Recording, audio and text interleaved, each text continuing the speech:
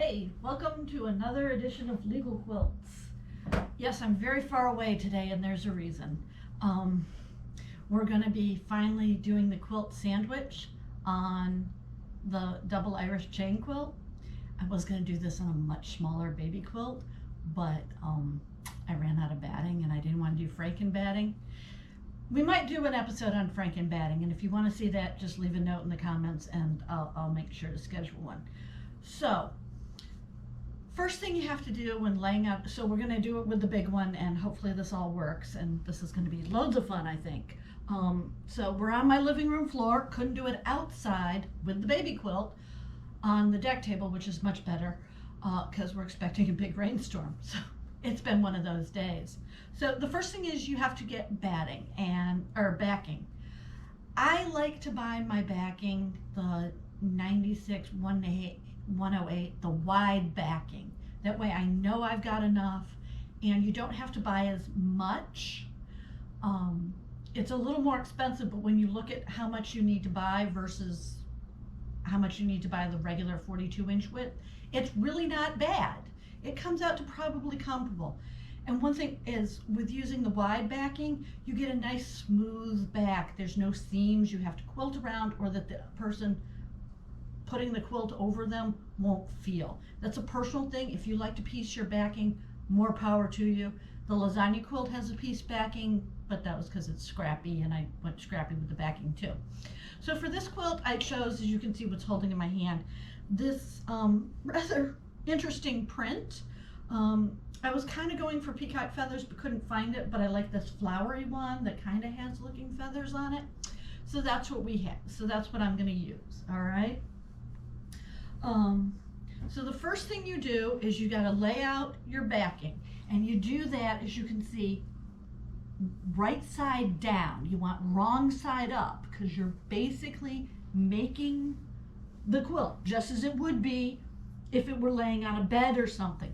So you have the pretty side on the side out.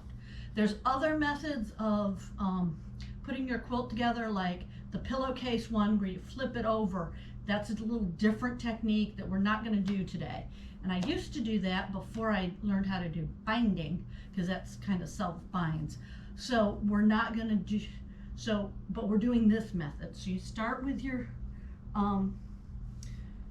backing fabric, backing side down, okay? And I did a lot of the pre-cutting here just so that I wasn't having to deal with things running up against furniture and everything on camera. So you make sure that's nice and smooth. You're gonna see me walking around all over the place. All right, and possibly off thing. You make sure it's nice and smooth. Then the next layer is your batting, okay? And again, I buy that on the bolt at 96 wide so I can cut what I need. For the quilt, you can also buy pre-packaged batting of the size you need. Whatever works. I like to buy it by the bolt because it comes out cheaper. I get 9 yards and I get many quilts out of it. Again, I did some pre-cutting, but basically you just lay then your batting down on your backing. And there's some questions about right side, wrong side of batting. Now if you're using the polyester stuff, which there's nothing wrong with using, it doesn't really matter. But this is cotton, and I prefer cotton, but again, just a personal preference. And with this, you want the fuzzy side down, although again, there's still really no right and wrong, but apparently it quilts easier if you do it this way. And again, I have everything all rolled up. And you just lay that down, lay it down, lay it down, okay? And you lay it down, you get that piece all nice and smooth, okay? So you can see what you're doing. And you lay that down. I gotta work on some things up there. This is why I wanted to do it with a smaller one. And then you have to get that nice and smooth because you don't want any lumps while you're working. Okay? Smooth out that lump in the middle. Okay. Then you take your quilt top, see, you got the quilt top, and you lay that right side up. Because again, when you're making your quilt, when you're finished with your quilt, you want your pretty piece pattern on the top to be seen. You want that up. So again, roll it down, lay it out. Again, get it all nice and smooth. Make sure your borders are out and everything. All right. Like I said, I did some pre-cutting on this, but on the first time you do this, and if you have a large table or a friend who can help you, it goes much easier, okay? But you just lay it out, nice and smooth, make sure your borders are out and everything. And yes, I'm walking right in front of the camera, all right? There we go. I've done this, when I did a king size one, I had to use the back room, the classroom of my local quilt shop. And by the way, feel free to ask them. Most of them, if the classroom is not in use, they'll be more than happy to let you. Some of your local quilt shops have sandwiching night. You can go to that and get help to do it. Okay, so you've got it all laid out. Now, even though I did some pre-cutting, you want to do, I'm going to do a little cutting more just so you can see. What you do is you want to leave a little bit at the top and the bottom. I've heard 2 inches. I clearly do a little more than 2 inches, and that's just to have room for stretch and movement while you're quilting it. So, and I'm just going to do the sides here, but you just, yeah, my batting is bigger than, so I'm just going to cut the batting down to where, so you can see, you do some cutting, okay? And you just cut your batting down, cutting some of the backing too, but I got plenty of room on both sides. But you just cut along, I know.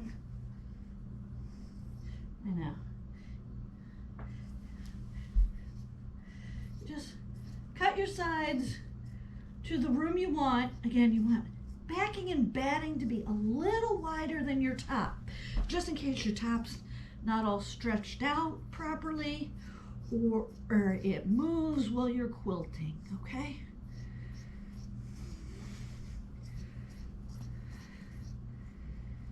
All right.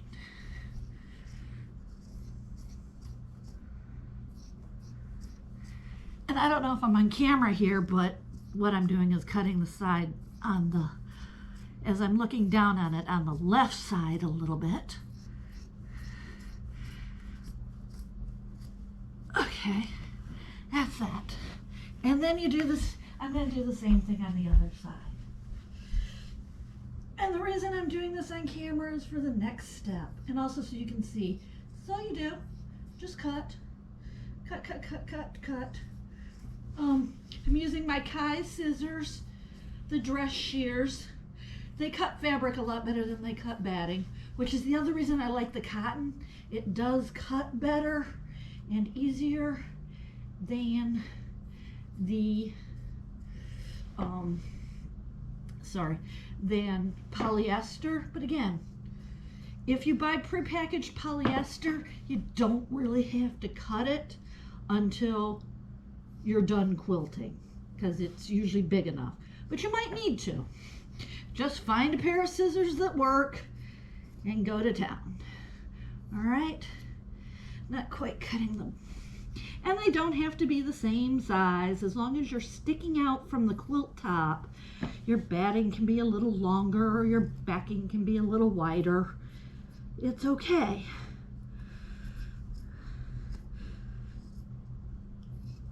And yes, I'm breathing hard while I'm doing this, which is really sad. Okay, so you cut this, and when you're all done with that, now, I know I've just unrolled this, But normally you don't have it rolled up, you're unfolding your quilt, you're laying it out, you're getting it all smooth, okay? I had to pre-game a little. Because you're hearing what it sounds like if I, even after pre-gaming. Can you imagine what I'd look like when gaming? Just toss that to the side and decide what you want to do with your scraps. All right?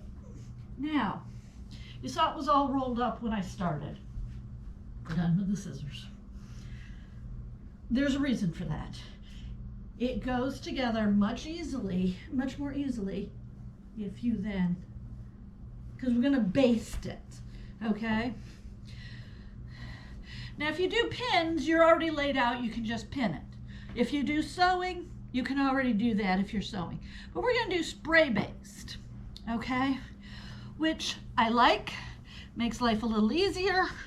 Holds, you don't have to undo pins, you don't have to unpick stitches, it's done, okay? Let me do that, all right? So there's that one. So I'm gonna roll everything back up again. Since I have the advantage here, I'm gonna do it this way. I like to roll my batting and my batting and my top from different sides, and that's just to avoid making sure it's all done right. So that's gonna be fun. Might have to move the camera. So I'm just gonna roll my batting back up, roll it towards the bottom, okay? And you're gonna have to reposition you have to re-smooth your backing. This is really light fabric. Heavier fabric moves less, but I like it. I thought it was pretty, so I got it. You do what you gotta do. All right, roll, roll, roll, roll, roll. All right, so reposition your backing, make sure it's all smooth, because after this it's going to be really hard to smooth out. So make sure it's all smooth. Then you take your batting, your quilt based spray. This is the original quilt based spray. All right, like I said, this keeps you from having to pin and then unpin as you're quilting and everything. And do not spray the whole backing when you do this. I did that on the lasagna quilt. It was not pretty. Just want to take a little bit. Gotta shake it up here. Again, make sure you're smooth. Make sure it's all smooth. And then spray a little bit. Just a little bit. This is the other reason I wanted to do this outside. Spray a little bit. Where's my end here? Oops. Spray a little bit. Unroll to where you sprayed. Again, this is your last chance to reposition, because once it starts sticking, it's pulling and you got tufts everywhere and it's just a mess. And then spray a little bit more. Okay, and you don't need it a lot. This is just to kind of hold things in place. So don't go nuts on the spray based. You don't want to soak it. You just want a little bit sprayed there. Okay, and you just work your way up. Oops, and I got a roll here, so you wanna, yeah, okay. Whoops, I'm angling off to the side here. That happens, and it's not the end of the world. You just reposition really quick, again, before the baste really takes hold. There we go. Which, that's the other thing. If you're doing this and you're pinning, you gotta reposition all your pins. Again, nothing wrong with pinning if you like to do it that way. There are no quilt police. Do it the way that makes you happy. And now I'm all messed up. Having a friend is a really good thing when you're doing this, because now I'm all messed up. All right, should have left it alone. Wasn't the end of the world. All right. There we go. Okay. repositioned again. Now my hands are all sticky. All right. Yeah, this stuff is really light fabric. Again. Smooth, smooth, smooth. Okay. As if your fabric isn't smooth here, when you go to quilt it, you're going to have puffs and catches and stuff. So, alrighty. Repositioned again. Alright. And then spray and smooth, spray and smooth. Okay?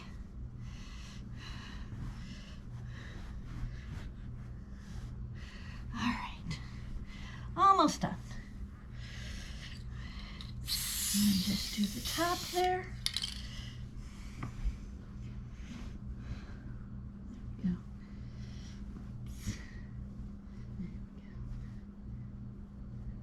Again. There we go. A little bit more. All right, so that's the backing layer, the batting layer, sorry. I do know the difference between backing and batting, really I do. All right, there we go. All right, nice and smooth again. Give it a one last chance to smooth, sort of thing. Okay. Oh yeah, that's right, when I was cutting it. All right, then for the, you're gonna do the same thing with the top. You're gonna start up here. Like I said, I just like to do them in opposite directions. Again, there's no right or wrong way to do that, but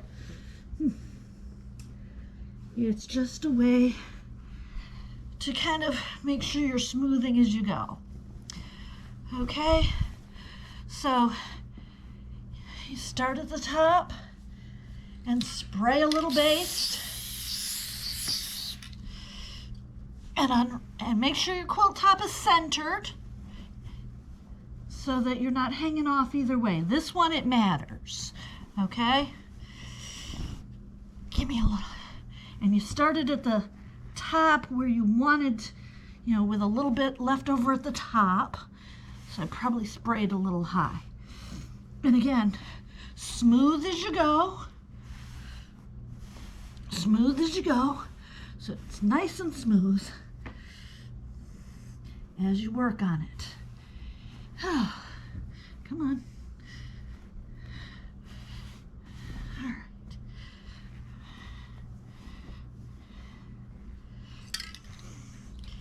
And spray a little more base.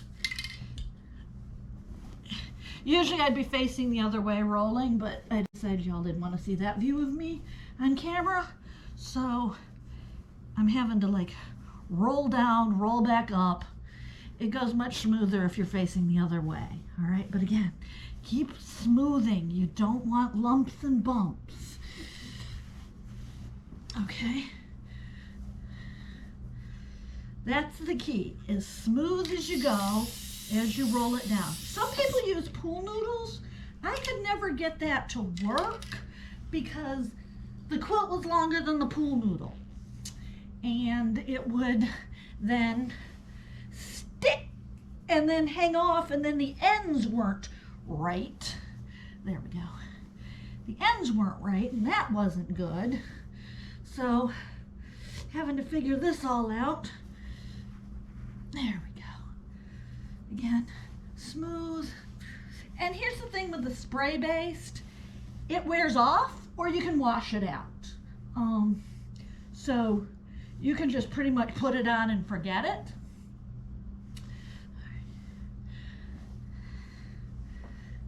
And then just a little bit more. And straighten this out from where it messed up before. Spray a little bit more.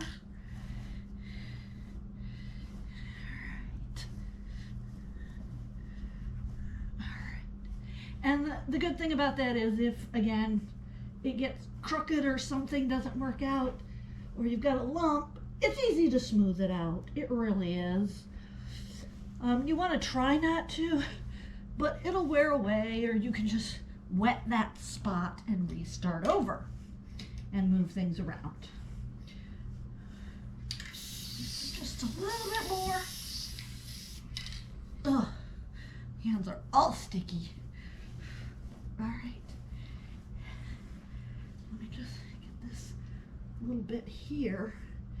It's not smoothing out. Okay. There we go. Smooth, smooth, smooth.